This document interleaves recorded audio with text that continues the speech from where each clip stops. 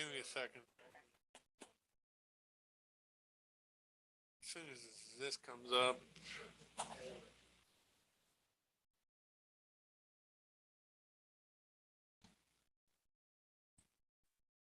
Okay. Good morning, everyone. Hello.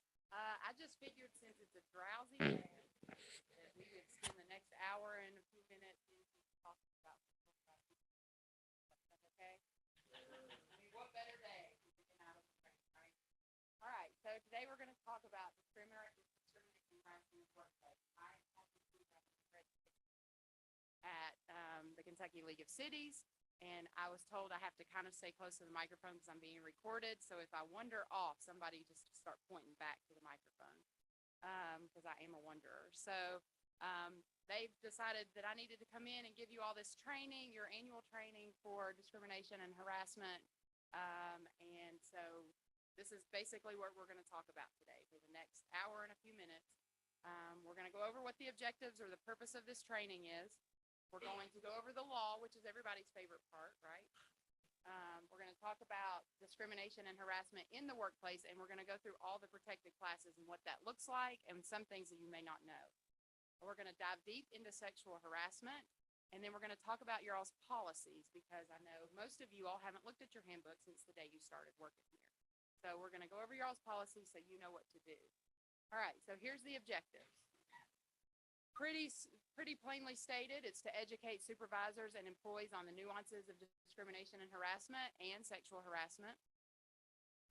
Mainly, bullet 2, it's to prevent discrimination and sexual harassment, any type of harassment in the workplace. So if we can get to that and not have these claims, then we've done our job.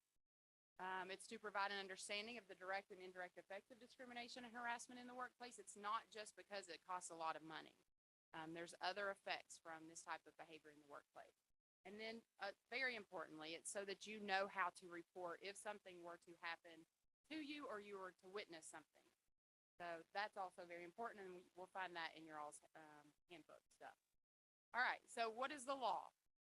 Stick with me for a few minutes. We're going to talk about the law, and then we'll get into some other things. So basically, Title VII of the Civil Rights Act of 1964, several other federal laws since then, and state laws, the Kentucky Civil Rights Act, prohibits discrimination based upon protected classes. You all probably know what most of the protected classes are, but we're going to go through those. Also, very importantly, it prohibits retaliation against employees for complaining of discrimination and harassment or harassment. What this means is that your place of employment is required to provide an environment free from discrimination and harassment. And the reason you all are sitting in here today is because you're a public employer with more than 15 people. All right. So here's the two things, the two differences, and we're going to talk about both. Discrimination is an unjustified negative behavior related to a person's protected class status. It's any direct or indirect act or practice of exclusion, distinction, restriction, segregation, refusal, denial, or any other act of differentiation or preference in the treatment of a person or persons. Harassment's a little bit different. So discrimination usually happens between an employer and an employee. It's not something that a coworker is probably not going to be able to discriminate against you on, or it doesn't happen very often. But when that usually happens, it's your employer or a supervisor or somebody above you. Harassment can happen between anybody. It can happen between coworkers. It can happen from your immediate supervisor, or it can happen from higher up. It's a form of employment discrimination. It's unwelcome and unwanted conduct, and those two words are very important. It can't be conduct that you want to happen. It has to be something that is unwelcome, and those are key words. It's behavior remarks that create hostile work environment. It can unreasonably interfere with an individual's work performance or otherwise adversely affect their employment opportunities. And then these last two words, and I don't think I have yes I do, but you may not be able to see it on the TV. You can't. But frequent and severe. So we're talking about things that are not just one isolated event. If I get up here and I offend somebody, but maybe it was an accident, that's not what harassment is. Harassment is frequent and severe. It's pervasive. And so we're going to talk a lot about those words and what those words mean. All right, so here's your protected classes. And most of you all have probably seen or heard of all of these, or most of them at least. We're going to go through all of these. The only ones we're not going to talk about is genetic information, which is basically if you have a predisposition for cancer or Alzheimer's and you were to find that out or your employer were to find that out, they can't discriminate against you basically because their insurance premiums may go up or some other reason. And then in Kentucky, just so you all know, there's also protected classes for smokers and non-smokers and familial status and housing discrimination. So just so you all know, those are also things in Kentucky specifically, but we're not going to talk about those today either. All right. So when we talk about discrimination, what are we talking about? We're talking about the employment relationship, the relationship that you have with your employer. These are the things that they can provide for you, and these are the things that they can discriminate against you on the basis of. So hiring, firing, job assignments, reassignments, workspace, salary, any kind of benefit that you receive, promotions, layoffs, all of those type of things is how we're going to talk about discrimination. So they cannot treat you differently on these bases. All right, so when you create an act or you create a rule or a law, you have to have a way to enforce that law.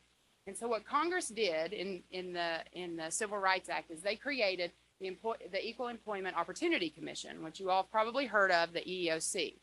So what the EEOC does is they enforce the laws against job discrimination and harassment. They can do all of these things. They can investigate claims. They can mediate claims and bring people together when you see a lot of settlements happening.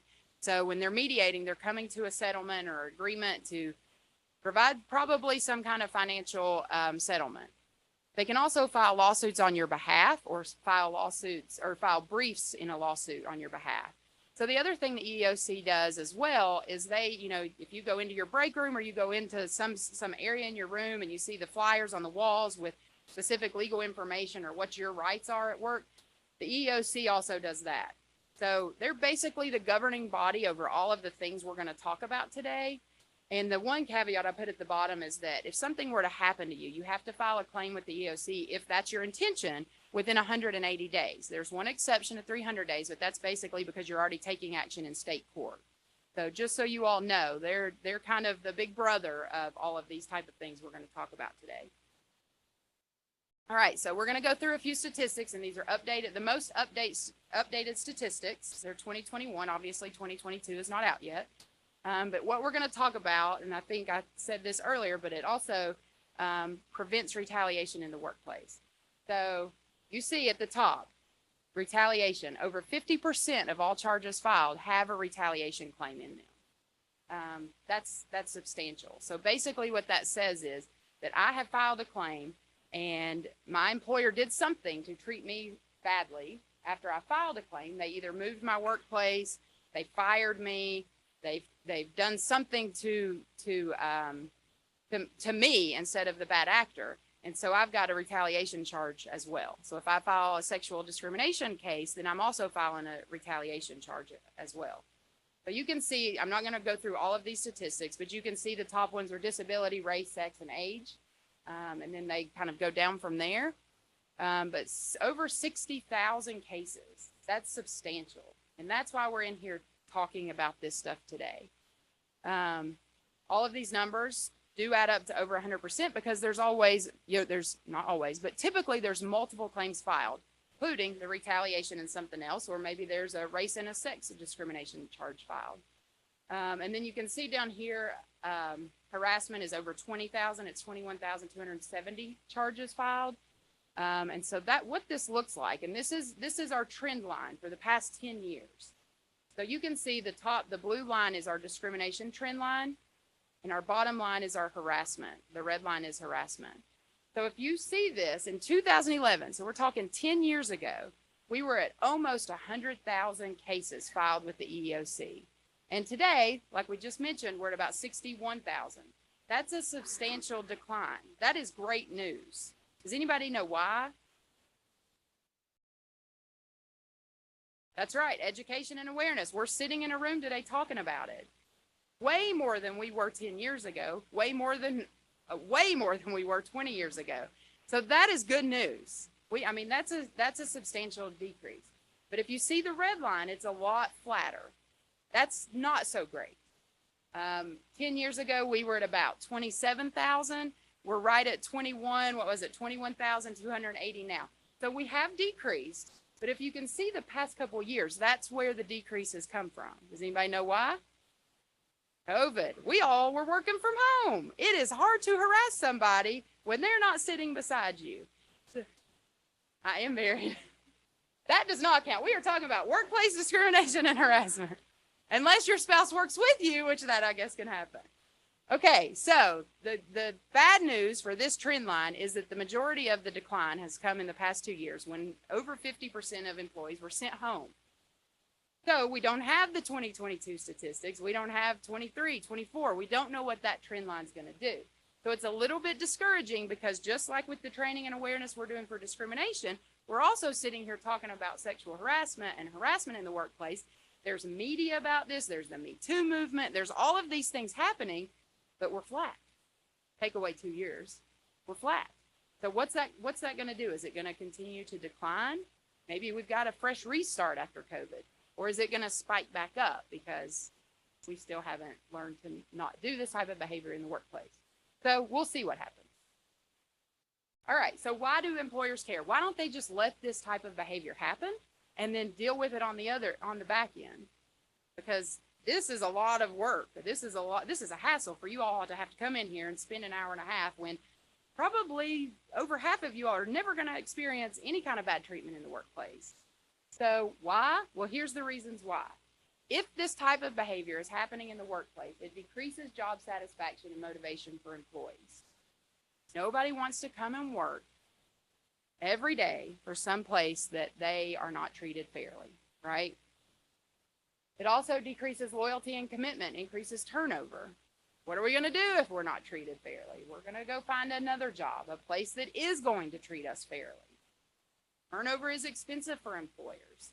Once they've gotten somebody trained, if it takes a year to get that person trained, even if it takes 2 months to get that person trained, or 3 years, whatever it is, if there's, certifications involved and all that kind of stuff, turnover is expensive. It destroys credibility and reputation for the place of employment. So what is the first thing we do now when we are disgruntled or we have a complaint about anything? All at once. Social media. I heard it up here. I know it wasn't all at once, but I did hear it in the front of the room.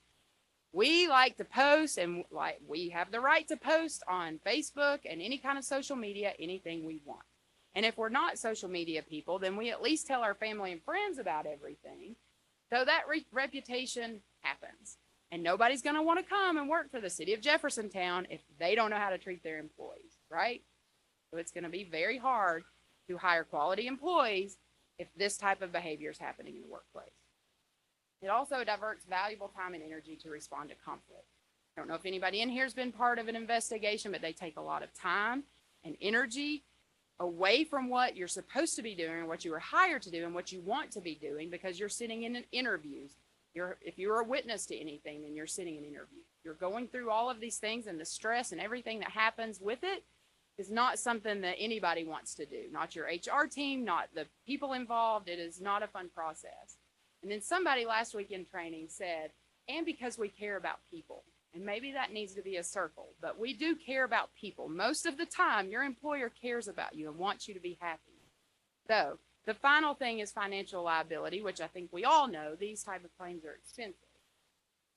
Here's current statistics that workplace misconduct costs U.S. businesses approximately $20 billion annually. And while that may sound like too big of a number for the city of Jeffersontown to even be able to relate to, we're talking about over 43 million sick days. So even if the city of Jeffersontown has never had to pay out a multi-million-dollar settlement or any kind of settlement, when people aren't happy, they don't want to come to work. So they're going to stay home and they're going to stay in bed and they're going to take their sick days. Over 43 million of those. That's substantial. So harassment alone, this is just harassment, $142.2 million in monetary benefits paid out in 2021. The average cost to defend a harassment lawsuit, $250,000. The average jury award, over $600,000. The average annual hidden cost of harassment, which includes those sick days and investigations and all of those things, $300 to $1,000 per employee. The largest judgment, $168 million in 2012, and that still stands today, even though it was 10 years ago. And this was the case where the doctor, the good doctor, was coming into the hospital. He was slapping the nurses on the butt, saying very crude things. And instead of taking care of the issue, the hospital would just move the nurses to another floor, move them to another department, or get rid of them and never take care of the good doctor. So good doctor continued this behavior, and the hospital and the doctor, which have deep pockets, got hit with a $168 million settlement or judgment. That is steep. It later got reduced, but at the time and still today, that's the largest judgment ever handed down. So they were definitely making an example, setting an example for this type of behavior, and the employer not doing what they need to do when something happens. All right, so it's participation time. Have you ever been the subject of a negative reaction in some area of your life due to your membership in a group? Everybody says no. A few people raising their hand. All right, who in here is a UK fan? All right, I'm going to pick on you. You raise your hand first.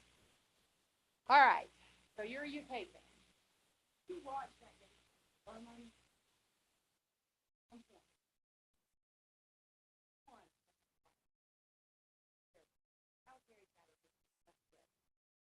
If you are still a UK fan and you haven't jumped the bandwagon, that's a little bit, right? Yeah. I can say all these things because I'm a very, very diehard. But now you have had a negative reaction directed at you because of your membership in a group. It may not be one of the type of now you have had a negative reaction. We all have, so I'll ask again. Have you ever been the subject of a negative reaction in some area of your life due to your membership in a group? We all have. Whether you're female, whether you're male, you're male and somebody didn't open the door for you, but they opened the door for a female. Well, that's not very nice, right? Okay. So why? Why do people discriminate? Why do people harass other people? In other words, where do we get our opinions, our thoughts, our prejudices, our views, all of these things from? Well, this triangle, this pyramid right here is who makes us who we are. It's our family. I don't know if anybody in here is related, but most of us grew up in different families. So we have that different influence on us, right? We probably all went to different schools, whether it be elementary, high school, college, graduate school, trade school, whatever it was. We probably went to different schools, and we were surrounded by different people with different ideas about things. Community. Even if everybody here was born and raised and still lives in Jeffersontown, you probably belong to some sort of small community that shaped who you are, that helped mold who you are. And past experiences. I can guarantee that every person in here has a different past experience or experiences. Because no two people are alike and no two people go through the same thing. So, I kind of say all of these things to say I have biases, I have prejudices. Absolutely. I think we all do, and I think we all have to admit it, and that's our first step. I have a very hard, deep bias against Duke because I'm a diehard UK fan. And so I was around in 1992 to see the shot that Duke shot over us. So I still hate Leitner. I think a lot of us hate Leitner, right? Does anybody, I've now been told it's been 20 years, 20 years, 30 years. It's been 30 years that I probably that a lot of the younger generation is probably not going to know who Christian Leitner is. Does anybody in here not know who Christian is? Before I tell this story. Okay, for the one person in the room, Christian Leitner shot a shot over a few UK players. John Pelfrey, I'm from Paintsville, so is John Pelfrey, so another deep hate. Got the shot in 1992 in the Final Four to beat us. And he shouldn't have been playing at that time anyways, because earlier in the game, he stepped on another player, Timberlake, and he should have been thrown out of the game. So as a UK fan, anybody in here that's a UK fan, we still hate Leitner, and there's shirts to say it. Okay, so here's me, little Eastern Kentucky girl, and I go off to play basketball in North Carolina at a small school, and I'm a sophomore, so I've had my freshman year, and they recruit Katie Leitner, which is Christian Leitner's sister. So here she is going to be on my ball team, basketball. And I was like, I can't like this person. Like, she's a Leitner. I hate all Leitners. This is not going to work out. We actually ended up being roommates. So deep bias here, deep. So I'm going to go through this little thing. I'm going to show you why I didn't like the Leitners and how I needed to overcome that. A prejudice. I had a prejudice. It's an unjustified or incorrect attitude for members of a social group. And we're going to use social group here. Leitners is our social group. Okay? So I had an unjustified, I'd never met her. It was an incorrect attitude towards members of the Leitners. I didn't like them at all because they were Leitners. A stereotype, overly simplistic belief about all members of a social group. I just assumed that all Leitners are bad because the one is bad. So therefore, Katie has to be bad too. Katie's the sister. And then discrimination, an unjust or prejudicial treatment of people on the basis of their membership in a social group. So if Katie would have walked in today and she told me who she was and I didn't hire her because her last name was Leitner and I have this deep bias, then I'm discriminating against her because she's a member of that social group. That makes sense? By the way, I can say this because Katie and I are friends, and she is not a terrible person like her brother. Her brother's fine. I mean, he is fine. But just so you all know, that's my past experience. That's my family. That's my community. That's my school, all going into play here. I remember what happened. I remember where I was when that shot happened. I remember crying about it. So that's my past experience and why I had those biases. Okay, so we all have them, and we just need to admit that we have them. Several times. He came to several of our games and came to dinner with us. He's okay. All right, so now we're going to jump into the different protected classes. I know you all probably feel like you all know everything about all of these, or you've at least heard about these, but maybe we're going to go through a few things that you all may not know. So first, racial discrimination. What is it? It's treating someone unfavorably because they are of a certain race or because they possess characteristics associated with a specific race. Color discrimination. Treating someone unfavorably because of the complexion of their skin. This includes discrimination within the same race due to complexion preferences. Now, these two overlap significantly, but the difference between racial and color discrimination is color discrimination can occur within people's own race. So it is statistically proven that light-skinned black people are less discriminated against than dark-skinned black people. Okay?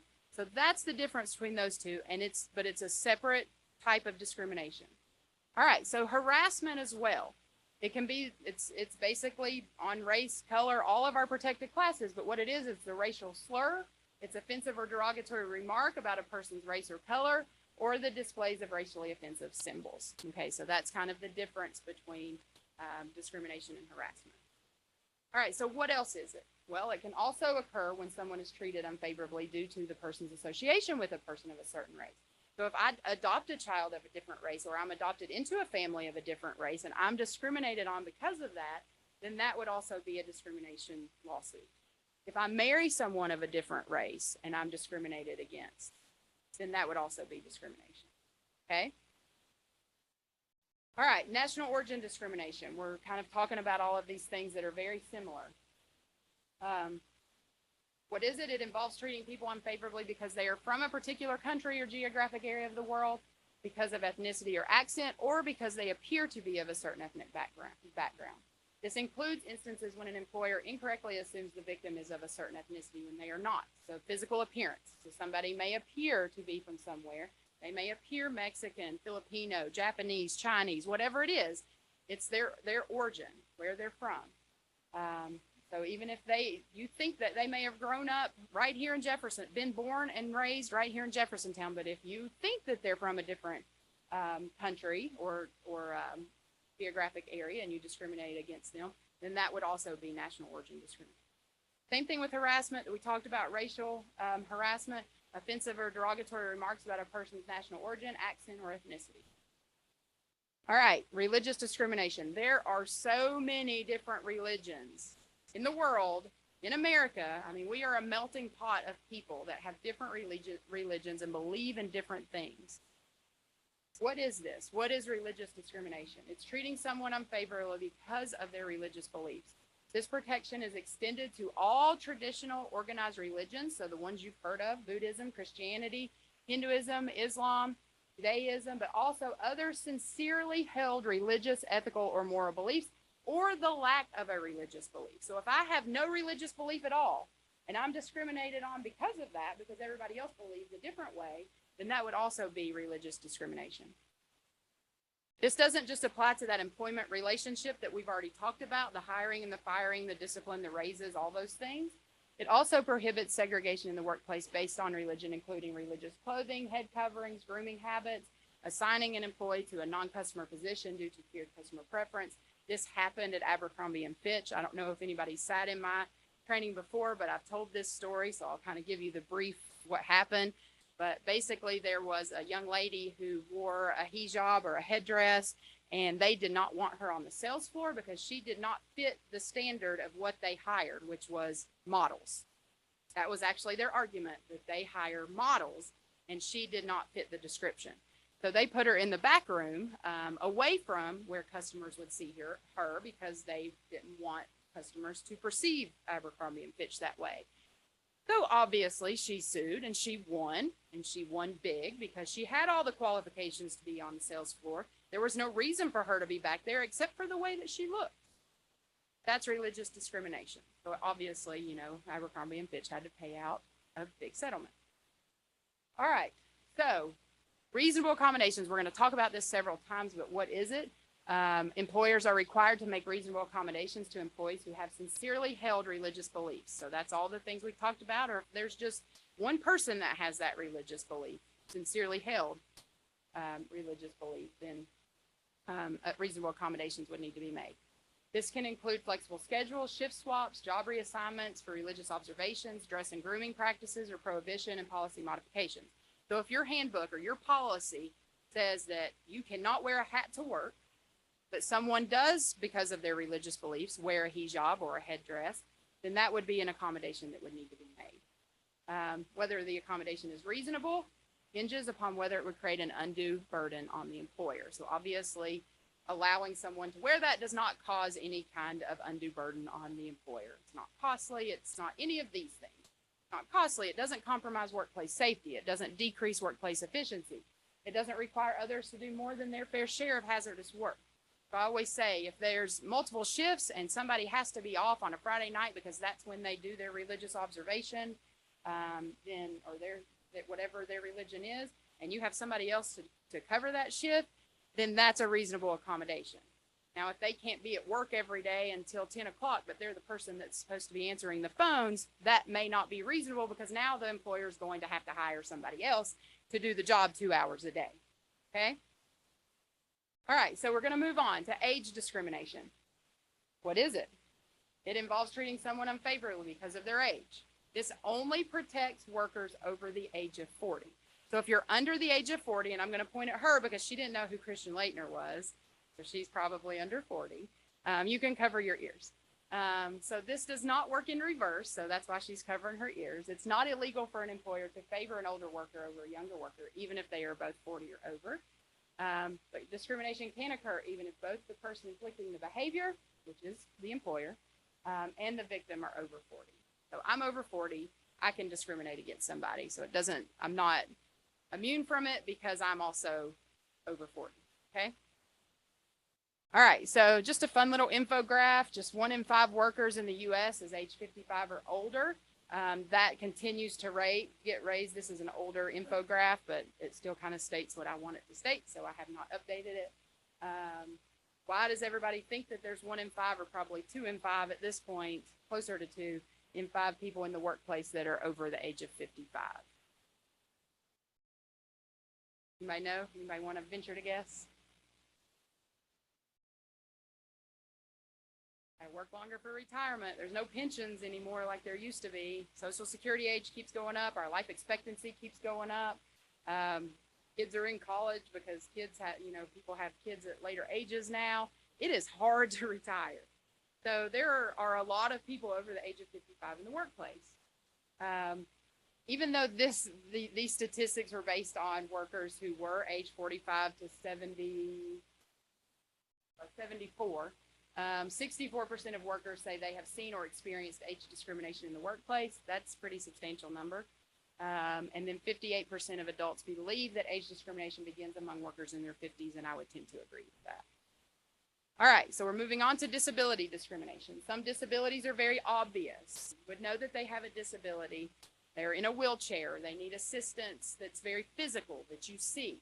But some disabilities are hidden. You would not know that someone had a disability unless they were to tell you. What is it? It occurs when an employee or an applicant is treated unfavorably or differently because they have either the physical mental disability that limits a major life activity, a history of a disability, or they're believed to have a mental physical impairment that is not temporary.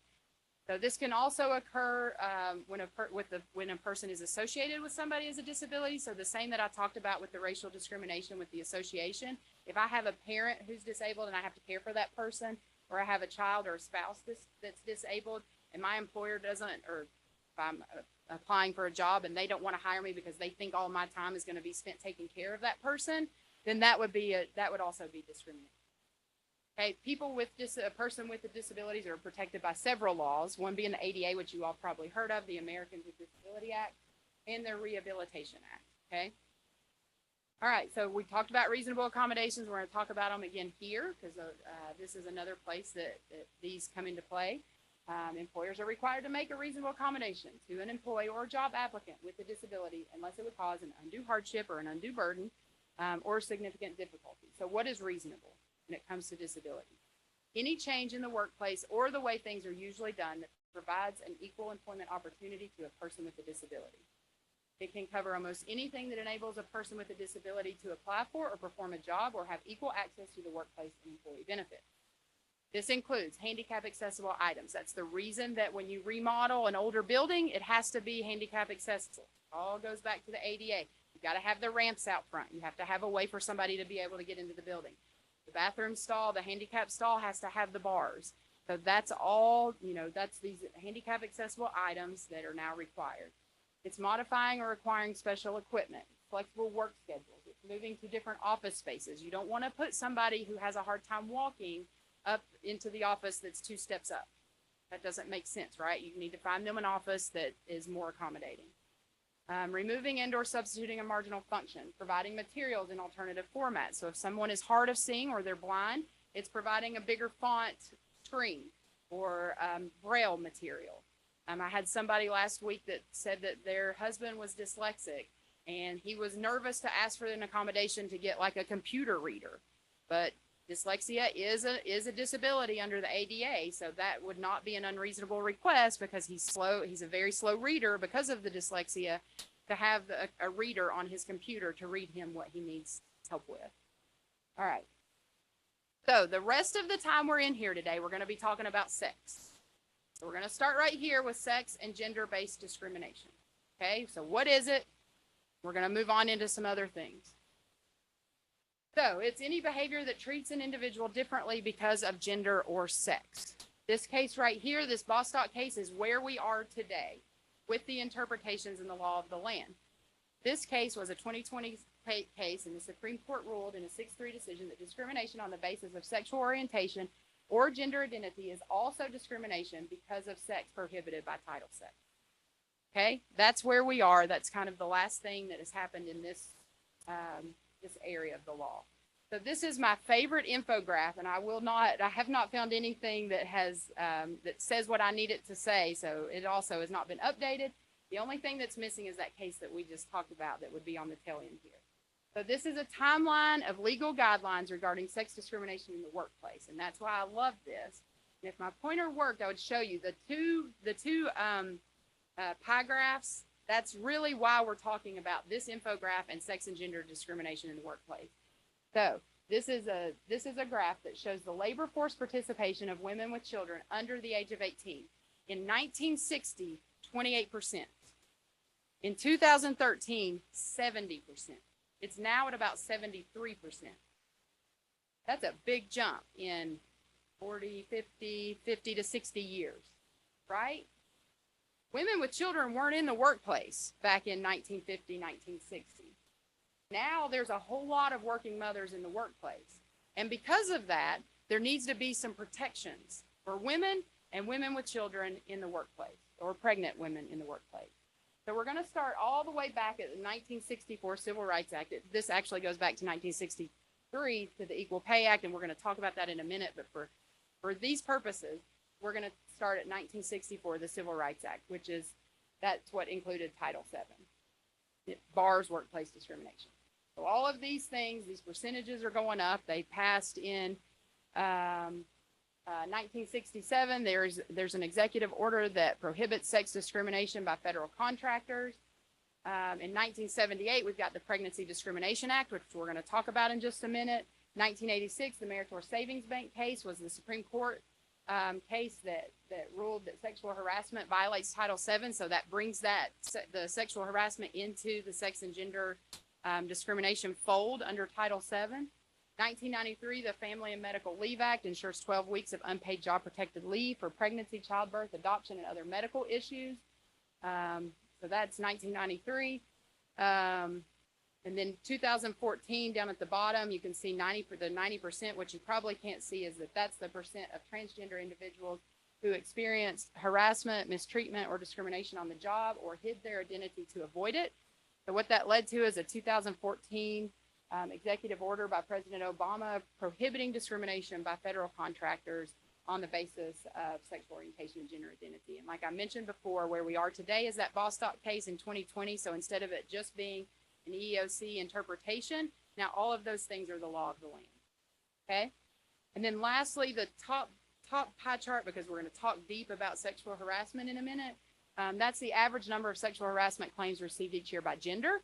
So you can see the majority is women, but males, I want you to pay attention to the 14.6%, which is over 15% now. It happens to you too. It can happen to anyone. It's not just, and I know the stereotype is that it only happens to women, that men can't be sexually harassed in the workplace, but you can. Okay, and we're going to talk about that in a few minutes. All right, so I said we were going to talk about the Pregnancy Discrimination Act quickly. So what this is, it prohibits discrimination related to pregnancy or childbirth. This covers pregnancy, childbirth, medical conditions related to pregnancy or childbirth. There's also the Kentucky Pregnant Workers Act, and it clarifies protections in the state of Kentucky because it was at odds with the federal law or the interpretation. So basically, there were a couple cases in northern Kentucky where a police department, a pregnant lady asked for a modification, for a lighter duty modification, and they sent her home. They put her on leave, protect the baby, and they can't do that, right? Pregnancy itself, which here, pregnancy alone is not a disability. They can't just say, okay, you're going home because now we're going to protect the baby and you. However, pregnancy-related conditions can be disabilities if they impair a major life activity, even if they are temporary. So because she had some issues, she needed to be put on lighter duty. Instead, they sent her home. They can't do that. Okay, so what that means is like preeclampsia, morning sickness, lactation. Those are all medical-related conditions based from pregnancy. Employees with pregnancy-related disabilities must be treated the same as other employees with similar limitations. This includes the work assignments, reassignments, modified work schedule, or leave. That's that police department that I was talking about. An employer, what they may not do is they may not require medical clearance procedures from pregnant employees that are not required of other employees with similar working abilities. They cannot force a pregnant worker to take leave, the Kentucky case, when they are able to perform their essential job functions. They cannot prevent an employee from returning to work following a pregnancy-related condition if other employees on sick and disability are allowed to return to a greater extent. So if all she needed was 1 week of bed rest, or she needed to be desk-bound for a week, they sent her home and said, you're on leave until, pregnancy's temporary, right? It doesn't typically last more than 10 months. We're not elephants. So all of these are temporary. So what are some examples of discrimination practices? Initiating desk duty or placing on leave out of fear that work poses a risk. Commenting on appearance or breastfeeding. This is an actual case where a lady was behind closed doors expressing milk, pumping, and she walks out and her supervisor and several of the employees start mooing at her. Can't do that. I mean, come on. Refuse reasonable requests for accommodations for disclosed medical conditions. So once it's disclosed, then they would need to provide an accommodation if it's requested. Refuse reasonable breaks and clean private spaces to express milk. It cannot be a bathroom. That is not a clean private space. It has to be a space that's clean and private, and you have to allow a woman who is pumping or expressing milk to have the time to do that. And you cannot treat someone differently, and I say someone, not just a woman, because of pregnancy or because of children, because men, you also have children. So you can also not be treated differently because you have children, okay? All right, Equal Pay Act. I said we would talk briefly about that. So all this is equal pay for equal work. It's part of the Fair Labor Standards Act, 1938. So we're going on almost 100 years that this battle has been being fought. It prohibits pay discrimination on the basis of sex. So if you all can't see this, this is a $1 bill. And then the blue one is the average for all women. And what this should look like is $1, $1, $1, $1, $1, $1, right? That would be equal pay. But 82 cents is the average for all women on a white male's dollar. It is up to date. This is accurate. And you can see all the way at the end, the Latina women, 54 cents to a white male's dollar. Okay, so I mentioned, it should be $1, $1, $1. The pennies are going up. Like the last time I had this, I think it was 80 cents. The average was 80 cents. So it is creeping up, but I think, down to my last bullet, at the current rate, it could take more than 40 years to reach pay equality. That's too long. And that's I know you all see it all over the media. That's with the women's sports, arguing, fighting this battle. There's lots of lawsuits. There's women in the workplace complaining about it. These cases are hard because it's hard to prove that they're substantially equal in the workplace. But just so y'all know, it may take 40 more years. But that's the goal of the Equal Pay Act. All right, so we're going to kind of wrap up discrimination before we get into the harassment side with a couple videos. So I just want you all to kind of pay attention to this video, see what type of discrimination you see in the video, and then we'll discuss it briefly after. Ready? Might be hard to hear. Yeah, everybody be quiet because it's microphone.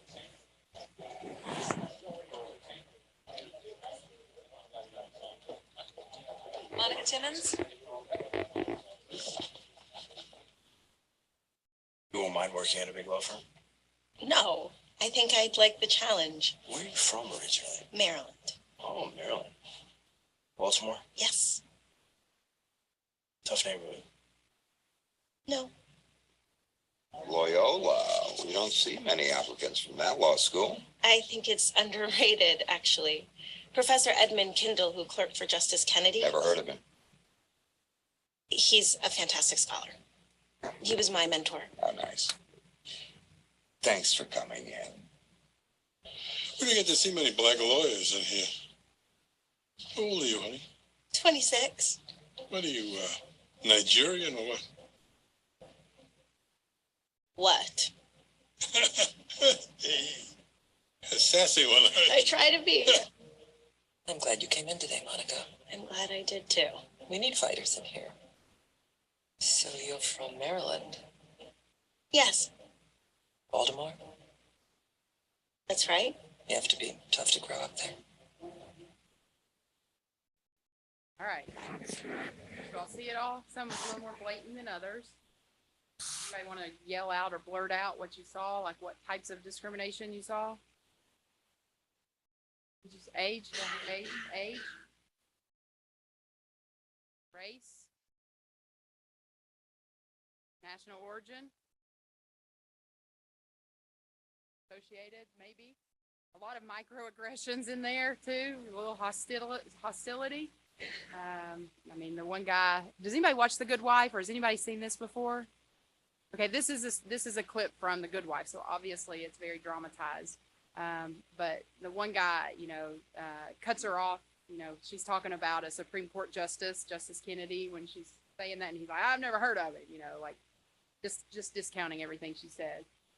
But yeah, some of them are way more obvious. But in the show, she later comes to work for the firm and then sues the firm for discrimination. So she has all this. She's like, yeah, I am glad I came in today. I'm gonna look for my payday now. So that's one. We're gonna do one more.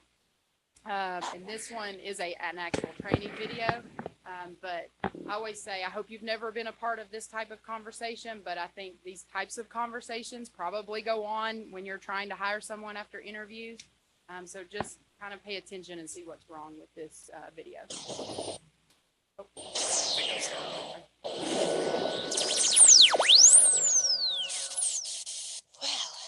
Diana's the boss, and she seems to think we should go for the woman. Joanna, isn't it? Yeah.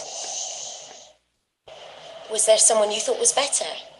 Look, the thing is, Karen, I know she fits the spec, and I know you want to employ more women, but can we be practical for a moment? Now, I've got two of my best people off on maternity leave right now. Two. Now, the last thing I need is another woman who might go and get pregnant. She didn't say she was thinking of having children. Look, we don't know, and even if we did... Of course she didn't say. I mean, why would she say? It shouldn't make any difference. Now, look, I'm all for diversity, you know I am, but try to see things from my point of view. Now, how am I supposed to hit my targets when I got people leaving all the time? So who do you want? That guy, Michael, ticked all the boxes. Except experience in our sector. He'd soon pick those things up. And he was Diana's second choice. So what should I tell Joanna? Well, tell her we were worried about the commute. We needed someone who was available at the drop of a hat. And we found another candidate who had the same skills but lived much nearer. I'm not happy about this, Andy. It's against all our policies. And I'm going to have to put on record that you take responsibility for this decision. Well, fair enough. Right. Fair enough, right? Fair enough? Yeah? Does that seem fair? I hope that nobody's been a part of this type of conversation, but I know this type of conversation happens a lot because we all have our own biases. We all have our own internal things that we're looking for when we're trying to hire someone. I know that I have biases. Our KLC has gone to a blind application process or a blind resume where it's scrubbed before it's given to the hiring manager. And I have interviewed and hired someone previous to that, and I have interviewed and hired someone after that. And I will say, since you don't see all the identifiers on a resume, the second group of interviews that we did were way more diverse. And when you're taking out a name, you typically don't know if it's a male or female. If you take out the ages, or not the ages, but the years of graduation from high school or college or whatever, then you don't know somebody's age. So those kind of things, because I feel like my unconscious bias was I didn't want to train somebody else if somebody was getting ready to retire. So if you're truly picking the best person for the job, which is what they didn't do, then those things don't matter. You need the best person for the job. Okay, so it's an actual training video, but you saw kind of how these conversations happen, and nobody really blinks an eye about it. They're just having a conversation. He's like, fair enough, like whatever, put it on the record. I don't care. So that's a couple examples of discrimination that maybe see in a workplace. So what are your all's policies? That's why we're here, is to find out what your all's policy is. So this is your equal opportunity statement. Jeffersontown is an equal employment opportunity employer. So this is what yours says. The city of Jeffersontown provides equal employment opportunities to all employees and applicants for employment without regard to race, color, religion, sex, including sexual orientation, pregnancy, or gender identity, smoker, genetic information, national origin, age, disability, or status as a Vietnam era or special disabled veteran, in accordance with applicable federal laws, state and local laws governing non-discrimination in employment. So all those protected classes that we've talked about already. This policy applies to all terms and conditions of employment, that employment relationship, including but not limited to recruiting, hiring, placement, promotion, termination, layoff, recall, transfer, leaves of absence, compensation, benefits, and training. The whole thing that we talked about. The city of Jeffersontown will offer equal employment opportunities for qualified individuals who may have a physical or mental disability, but who can still perform the essential job functions with or without reasonable accommodations. The city will provide reasonable accommodations to individuals qualifying under ADA only when that accommodation does not create an undue hardship for the city. So what we've talked about. Any employee who feels he or she may need an accommodation in order to perform his or her job function should notify his or her immediate supervisor. Because analysis under the ADA requires an open dialogue between the employee and the employer, the employee and the supervisor are encouraged to discuss the situation openly and involve the director of finance and human resources and other necessary staff as appropriate. Okay? So that's your policy on equal employment opportunity. All right, so we're going to talk about sexual harassment now. I told you all we were going to dive deep into this. So this is our section on sexual harassment, okay? Basically, what we want to happen is that bottom line, stop sexual harassment. We want that curve to keep going down. All right, one more video. Phil, there's one more video if you want to. No, that's okay, it's a short one.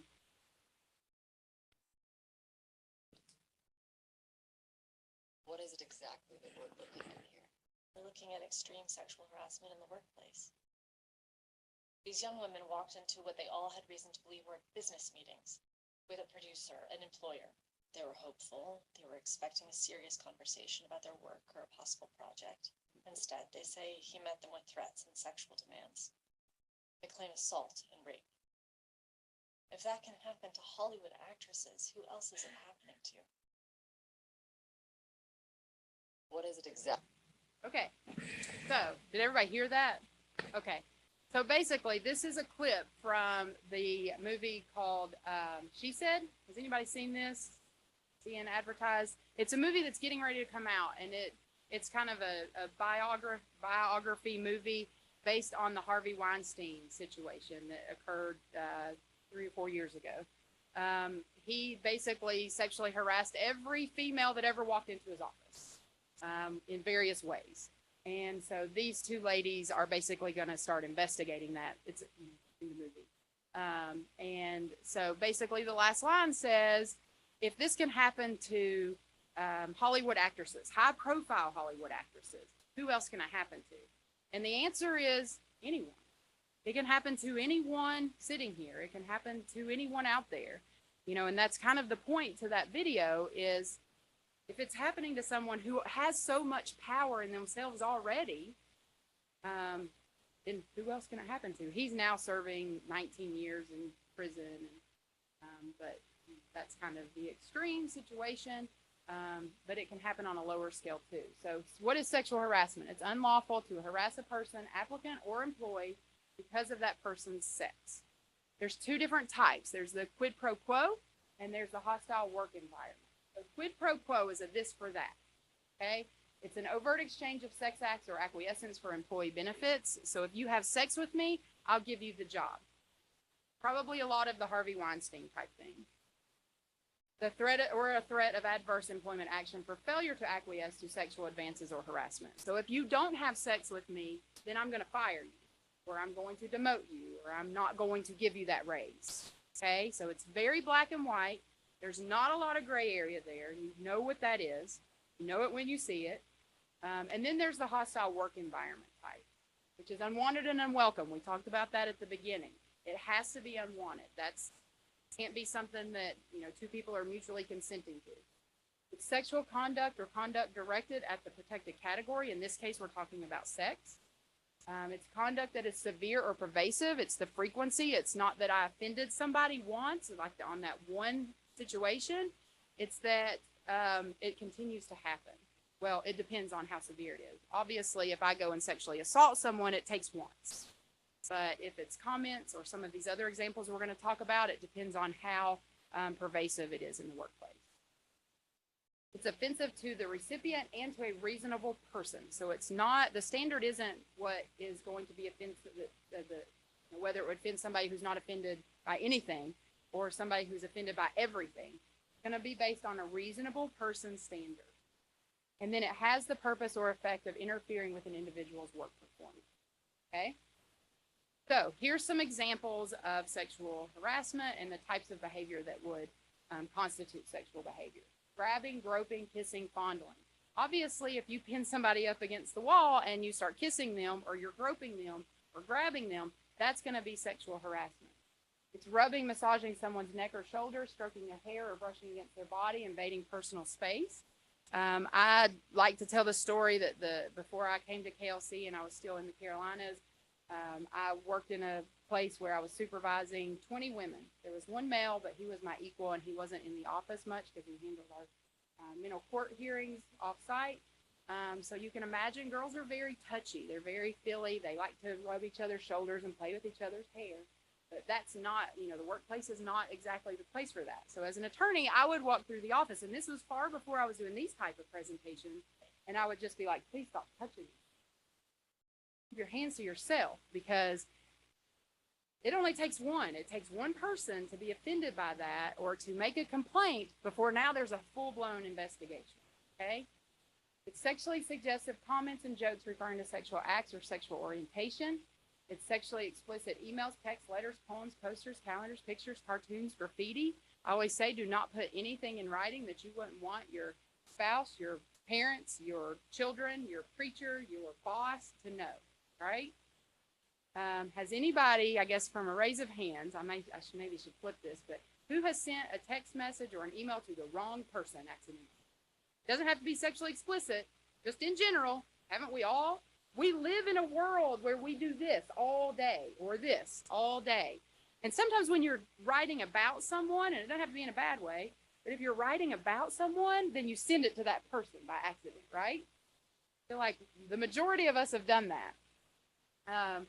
So also, even if you do send it to the intended audience, it doesn't mean that somebody's not standing behind that person, looking over that person's shoulder, or they don't forward that on to somebody. So even if you have the relationship where that kind of email or text message or whatever would be appropriate, nothing electronic ever goes away. Always there. So just don't do it. Okay? Know who your audience is. I try to give a little bit of forgiveness and leeway here. Like if you have a relationship with somebody you work with and it's just the two of you all in a closed truck and nobody can hear you, then it's probably okay. I mean, don't get too graphic, but if you all have a joking relationship, it's okay. But the moment somebody overhears you say something, that's when there's trouble. So just be careful what you say in the workplace. Repeated requests for dates or sexual acts. Questions about a person's sex life or experiences, probably not the place at work. Foul or obscene language. It's not because I'm going to stand up here and I'm going to cuss one time. It's going to be because someone's continuously doing this and making crude comments. It's a good doctor. Exposing oneself or performing sexual acts on oneself. And I need to change this to other criminal conduct or assault, because that's also criminal conduct. So obviously that's the severe and pervasive that we talked about. If it's that severe, it's going to be, and it happens once, it's going to be automatically sexual harassment. Okay, some of these others may need to be more pervasive and more frequent. All right, so some factors to consider. We just talked about it. The frequency of the conduct. How severe was the action? Whether it was a physical threat or humiliation versus just offensive to someone. Who the power of the actor and the victim and the recipient are. So it is much harder to say no to someone over you, supervisor. That's a hard, they hold their job in your hand. And even though retaliation is not allowed, sometimes we don't want to tell on that person. Okay, so it does matter who the victim and the actor are. Okay. All right, so here's kind of an escalation of what would be okay behavior and what is probably not okay behavior. Joking like teasing, friendly comments, compliments, genuine offers to help. We spend more time with the people we work with than we do with our own families. We are expected and encouraged to have relationships with those people, friendly relationships. So we're not saying don't ever joke with anybody, don't tease somebody, that's encouraged. We want those relationships. It is fantastic to tell somebody if they got a new haircut that you like their new haircut or you like their new dress. When it becomes a little more cautious is teasing with sexual innuendo. So when you start throwing in that sexual innuendo and comments and that kind of stuff, you're going to get into a gray area. Frequent overly demonstrative compliments and offers to help in isolated places. So there's a difference between telling somebody that you like their new dress. And then I used to show a video of the movie 9 to 5. I don't know if any of you all saw it. Probably not the one who doesn't know who Christian Leitner is. But it's an older movie, and it's the scene I'm talking about is Mr. Hart brings in Dolly Parton, who's played by Dora Lee, and he brings her into the office and says, "Stop right there." And she says, "What? Do I have something wrong with my dress?" And he says something like, "Oh no, everything's just right." Okay, get into that creeper mode. Okay. And then what is probably definitely problematic is the pervasive sexual and gender-based comments. So we're talking very frequent. Touching, blocking ingress or egress, making that power move to not let somebody by, trying to show who's in control. Private sessions in a locked room. I used to say there's no reason to ever be with one other person behind a locked door. There are exceptions to that, as I've been told. If you work in IT and you're in the server room and it has to be locked, and so there are some exceptions. For the most part, there's no reason for two people to walk into a room and lock the door. Okay, that's a little suspect. All right, so a few other things to know before we get into some examples. Both the victim and the harasser can be either a woman or a man, just like we talked about in that infograph earlier. And the victim and the harasser can be the same sex. So a man can sexually harass a man. A woman can sexually harass a woman. Go either way. The harasser can be the victim's supervisor, a supervisor in another area, a coworker, someone who is not an employee of the employer, such as a client or a customer or a contract worker, someone that comes into the office every day. They can also harass someone, okay? It doesn't have to be the full-time employee that's sitting next to you. All right. Some examples. We're going to get through some of these. Some of these are older and some of these are newer. Barb, a manager, has a calendar in her cubicle that features a different, almost nude Chippendale dancer each month. The calendar is visible to anyone who passes by, and Barb often compares men in the office to the hunk of the month. Who says that's definitely sexual harassment? Just raise a hand. Who says no, that's not sexual harassment, it's just a calendar? Got a few. Who says maybe? Nobody says maybe? Okay, a few. All right, so some of the hints. How severe is this behavior? Last year, and a couple of years ago, I had the Chippendale dancer was completely nude, so showing all the bits and pieces. This year I changed it, almost nude, so maybe some of the bits and pieces are covered. So how severe is it? Maybe not as severe as it was a year or two ago, but still probably severe. How pervasive is it? How frequent is this happening? Every time somebody walks by, it's very visible, right? Does it interfere with work performance? Don't know. Everybody loves it.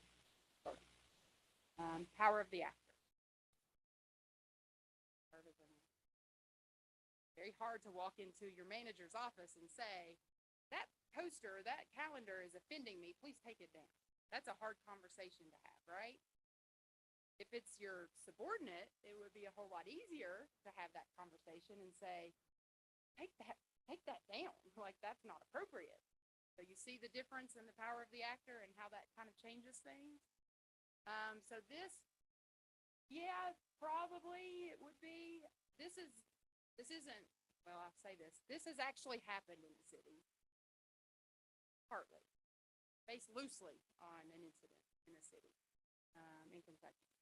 And so maybe if somebody tells her to take it down and she takes it down, then maybe we'll get to that level. But if they told her repeatedly to take it down and she won't, maybe that changes the outcome. All right. Example 2, Amanda works in City Hall. She alleges that she has overheard a male coworker use the term bitch on a few occasions to refer to his girlfriend. Yes, sexual harassment.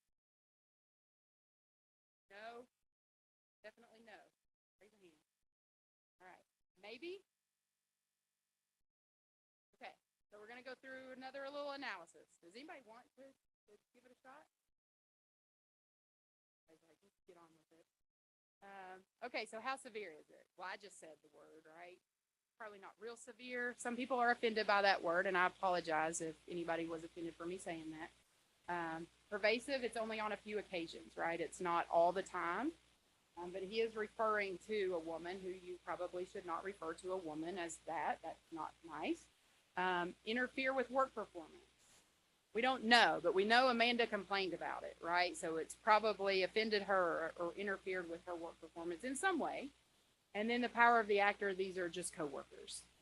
So I will just tell you all, whoever said no, this is actually based on a real case, and it was not sexual harassment.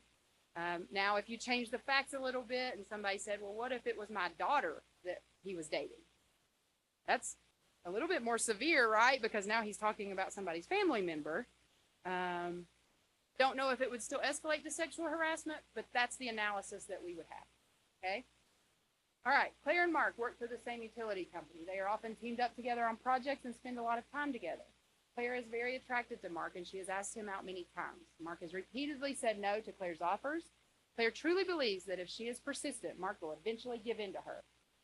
Yes, sexual harassment. A lot of hands. Nope, not sexual harassment. This is just a romantic comedy. Okay? Maybe? You all are really like hard line, yes or no. There's not a, because you're afraid if you say maybe that I'm going to call on you. That's what it is. All right, so same analysis. Is it severe? We know he's asking her out.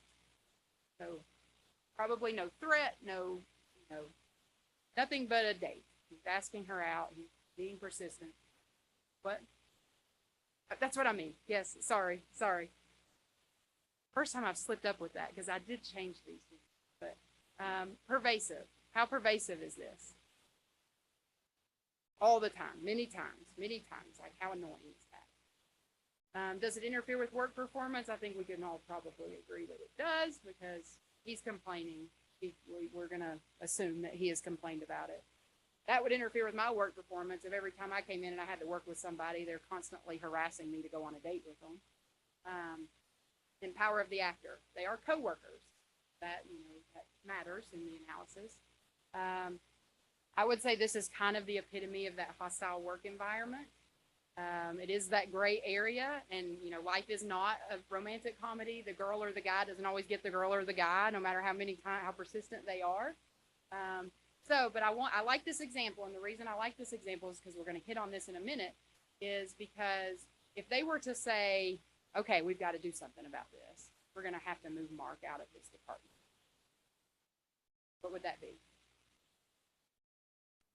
What? Well, they're retaliating, right? Now they've moved the victim out of his job and didn't do anything with Claire. Claire is the one who needs to be handled in this situation, okay? All right, last example. Brad and Al work on an all-male crew. Al, the superintendent, brings pornographic magazines on site to share with other crew members during lunch break. After Brad repeatedly refuses to look at the magazines, Al taunts Brad and uses his smartphone to post comments on his personal Facebook page, calling Brad a princess and a faggot. Yes, sexual harassment. Okay. No, definitely not sexual harassment because it's his smartphone. He was on lunch break, not on company time, and it's his personal Facebook, and he can do whatever he wants to on his own Facebook because we all have to. Did I change anybody's mind on no? Okay. And maybe? Did I change anybody's decision to maybe? No? Haven't stumped anybody yet on this one. This is actually based on a real case. The argument here is that it's outside of work because it's not on company time. It's his own smartphone. It's not company phone. It's his own Facebook. He should be allowed to do what he wants. But because he brings the magazines to work, and now he's talking about a coworker, and those are very offensive words to most people, then it's definitely work-related. So yes, this is actually based on a real case, and this is definitely sexual harassment. Probably clearer than any of the others. Okay. So, employers have a duty of reasonable care. So in the workplace, an employer has a duty of reasonable care to prevent and correct harassment, including policies and practices instituted to prevent harassment and to respond to complaints of harassment. This includes promulgating a policy against harassment, so it needs to be published or promoted or available for everyone to see. Establish a process for addressing harassment complaints. It needs to be an effective policy or process. Providing training. We're sitting here right now to ensure employees understand their rights and responsibilities pursuant to the policy.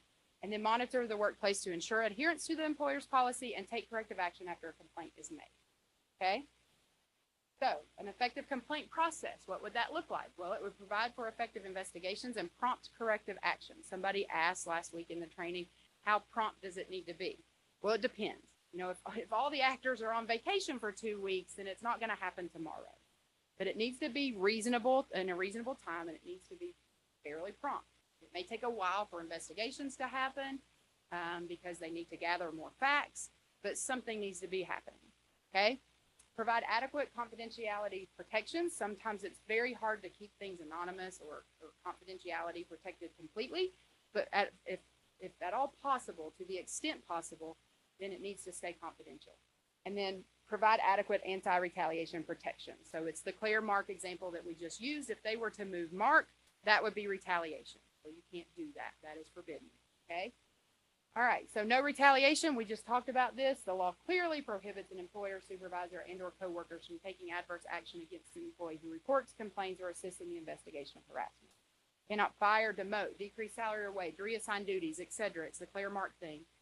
It's a separate cause of action and can stand alone. So even in that case with Claire and Mark, even if they decide, well, that wasn't sexual harassment, like it was just a misunderstanding and he needs to stop, but they've now moved Mark out of the situation or whatever the work area was, then they've retaliated. So maybe they say no sexual harassment, but now there's a claim for retaliation, and that stands. There's a separate investigation to determine whether the employer retaliated, and those can also lead to large judgments. Okay? It's the good, well, when employers are hit with large judgments, it is always because someone ignored complaints, covered up discrimination or harassment, or acted to retaliate against the employee. That's the good doctor situation, right? They didn't take care of it. They swept it under the rug. They just moved the nurse. They wanted the good doctor to stay on the floor, and so they didn't take care of the good doctor. They just kept moving him around, which was the largest judgment to date. Okay? All right, so what are your all's policies? We're going to wrap it up with your all's policies, okay? This is your harassment policy. The city of Jeffersontown has adopted a policy of zero tolerance with respect to unlawful employment harassment. In this connection, the city expressly prohibits any form of unlawful employment harassment based on all those protected classes that we've talked about, or any group protected by federal, state, or local law. Improper interference with the ability of city employees to perform their expected job duties is not tolerated. Okay, so zero tolerance here. Sexual harassment policy. With respect to sexual harassment, the city of Jeffersontown prohibits the following: unwelcome sexual advances, requests for sexual favors, and all other verbal or physical conduct of a sexual or otherwise offensive nature, especially where submission to such conduct is made either explicitly or implicitly a term or condition of employment. Submission to a rejection of such conduct is used as the basis for decisions affecting an individual's employment. So that's that quid pro quo, the very black and white, this for that. And then such conduct has the purpose or effect of creating an intimidating, hostile, or offensive working environment. So that's the quid pro quo, not quid pro quo, the hostile work environment that is a grayer area that needs an analysis. Okay, offensive comments, jokes, innuendos, and other sexually oriented statements. They're also sexual harassment. And then here's some examples, and these are kind of the examples that we've already talked about, but just so you all know specifically what's included in your policy. Touching, such as rubbing or massaging someone's neck or shoulders, stroking someone's hair, brushing against another's body, sexually suggestive touching, grabbing, groping, kissing, fondling, violating someone's personal space, whistling, lewd, off-color, sexually oriented comments or jokes, foul or obscene language, leering, staring, stalking, suggestive or sexually explicit posters, calendars, photographs, graffiti, cartoons, unwanted or offensive letters or poems, sitting or gesturing sexually, offensive email or voicemail messages, sexually oriented or explicit remarks, including written or oral references to sexual conduct, gossip regarding one's sex life, body, sexual activities, deficiencies, or prowess, questions about one's sex life or experiences, repeated requests for dates, sexual favors in return for employment requests or threats if sexual favors are not provided, sexual assault or rape, or any other conduct or behavior deemed inappropriate by the city. All right, here's your compliance procedure. Each member of management is responsible for creating an atmosphere free of discrimination and harassment, sexual or otherwise. Further, employees are responsible for respecting the rights of their coworkers. If you experience any job-related harassment based on your sex, race, all of the, well, it doesn't go through all of them, but national origin, disability, or any factor, or believe that you have been treated in an unlawful discriminatory manner, promptly report the incident to your supervisor or the Director of Finance and Human Resources, the designated EEO officer. This policy applies to all incidents of alleged harassment, including those that occur off premises or off hours, where the alleged offender is a supervisor or coworker or even a non-employee with whom the employee is involved, directly or indirectly, in a city business or potential business relationship. Should the alleged harassment occur at a time other than your normal working hours, your complaint should be filed as early as practicable on the first business day following the alleged. There's that. You know, you need to file or complain about it quickly. Don't wait 5 years, because then you're outside the window for the EOC as well. And finally, continue. The city takes complaints of discrimination and harassment very seriously. Thus, there is no need to follow any formal chain of command when filing complaints or when discussing any issue of concern regarding alleged discrimination or harassment. And you may bypass anyone in your direct chain of command and file your complaint or discuss any issue of concern with the director of finance and the EO officer at any time. All complaints will be kept confidential to the maximum extent possible. Police department employees, you adhere to your own code of conduct, so be sure you check that out. If the city determines that an employee has violated this policy, appropriate disciplinary actions will be taken against the offending employee, up to and including termination of employment. So it is taken seriously. The city prohibits any form of retaliation against any employee for filing a bona fide complaint under this policy or for assisting in a complaint investigation. However, if after investigating any complaint of harassment or unlawful discrimination, the city determines that the complaint is not bona fide and was not made in good faith, or that an employee has intentionally provided false information regarding the complaint, disciplinary action may be taken against the individual who filed the complaint or who gave the intentional false information. So the claim has to be given in good faith. Can't be something that you just don't like this person and you want to do it. That's why there's always an investigation, and you are innocent until proven guilty. Okay? Does anybody have any questions about anything? About your policy or anything we talked about today? No? All right. Then you're all done. You have to go back out in the rain or, do whatever you're going to do. But thank you, guys. I did. Haynesville. How do you know about that?